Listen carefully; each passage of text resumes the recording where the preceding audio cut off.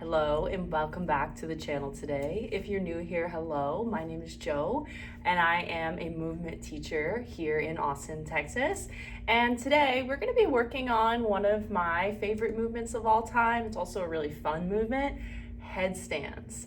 And I find that there's a lot of fear around being upside down, and if you don't have your foundations right, headstands can be very hard and it can feel really hard to get balance. But if we get a good foundation, headstand can be a very supported movement that really isn't standing on your head at all. It's supported by your shoulders. So we're gonna get into some basics today. Inversions are awesome because they get blood flowing, they help open up and decompress the spine. You even get some extra hip mobility. They feel great in the body, so there's no need for all the fear. But today we're gonna go over some basics. If you've never done one before, you can do this, or at least some of the movements we have in this video, and then a little guidance on how to safely fall, because that's really important too.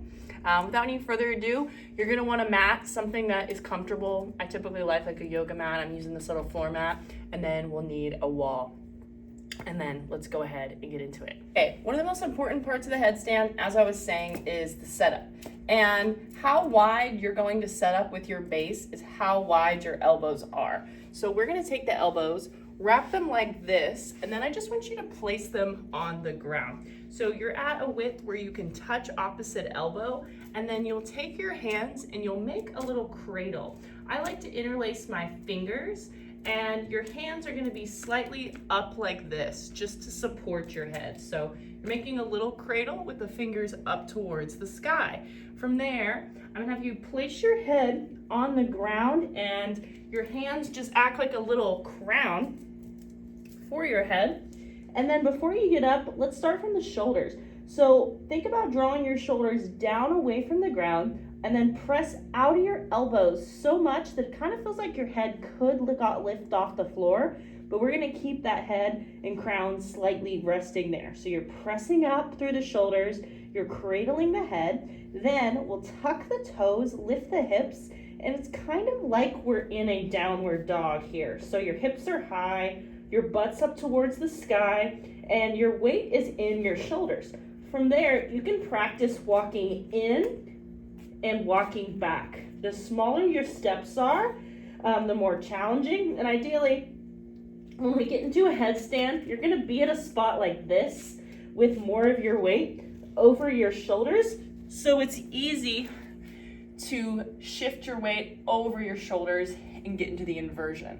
So we're just practicing walking back and forth here. So I got my tripod, I'm cradling my head, I'm pressing out of the ground. Chin tucks in towards the chest, press up through the shoulders. You're gazing back between your knees, lift your hips high. From there, we're walking in, tiptoe, walk back. And my favorite place to start is right here. So if you can do like 10 to 20 of these and start to get that weight more over your shoulders, that's a great thing. And maybe on your first day, your first couple weeks, you're starting just here. Okay, cool. So that's movement one. Start walking back, walking forth.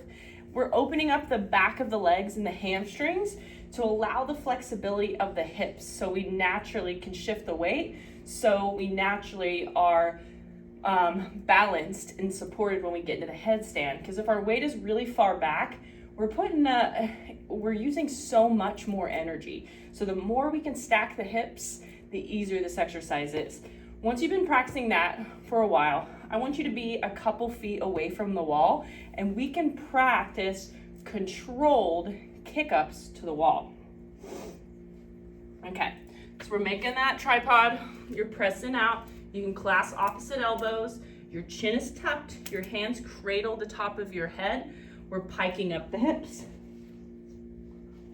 From here, I want you to walk in as far as you possibly can. Then you're gonna pull one knee into your chest, rock more over your shoulders, keep pressing out of the ground, and maybe, just maybe, you can use your core to lift one leg off the ground. So you'll drop it down, use that leg, pull it up, set it down. Keeping that press away, I'm trying to draw my shoulders down, just like that. And you could try a couple, and you might not leave the ground at all the first time you do that, but just walking and starting to practice those will get you used to being in that inverted position, and it will get you closer to getting your first headstand safely. So now we're gonna try to keep going with that and do a little kick up. So maybe you've been practicing both of those. You can start to shift your weight. Maybe you can start to shift one leg. How do we start to get more comfortable being in the full headstand? So I'm here, I'm pressing out, tucking that chin, hips lift high. I walk it in, pull it up, press through my shoulders, lift up, and now I'm in a headstand. But say I'm not used to being in one, I could take one of my feet and I could set it on the wall. From here, I want you to think about tucking your pelvis, pulling your ribs back, and maybe we find a little bit of a balance. The easiest balance for me is gonna be with both of the knees in, and so let's play around with that a little bit. And I need to be a little closer to the wall. Probably around one of your 1 feet away or about a hand's width distance. Okay, we're here. Make your cross, cradle your head, tuck your chin. Hips lift, press to the shoulders, draw them down your back. Pull that one knee in, and then I'm up. From here, I'm thinking about getting a nice stack. So pulling my ribs back, I'm tucking my pelvis, and then I can start to extend one leg. The wall is there to catch me. Another leg. Abs pull in, I get long through my toes. Ribs pull back, we're drawing those shoulders down the back, and then you're just finding your breath. Ooh.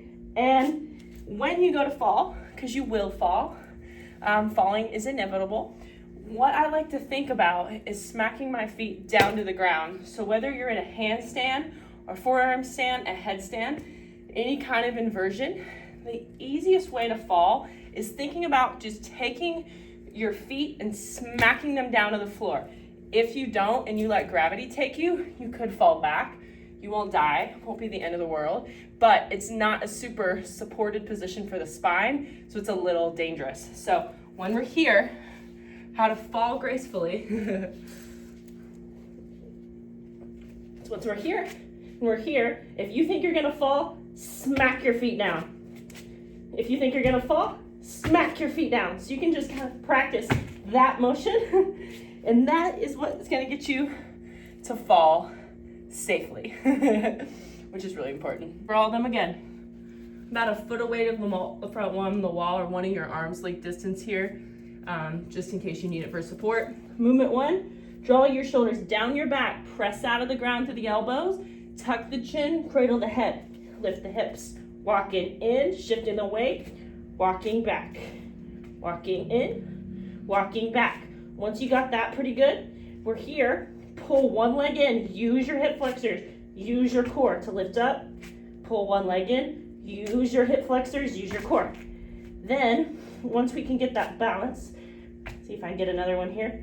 We can use the wall, woo, and start to play around with finding a little balance, extending one leg, extending the other. And if you need to fall, smack those feet down. Let me know how that went for you. Let me know when you give these a try, and go ahead and subscribe for more videos like this that you can do pretty much anywhere.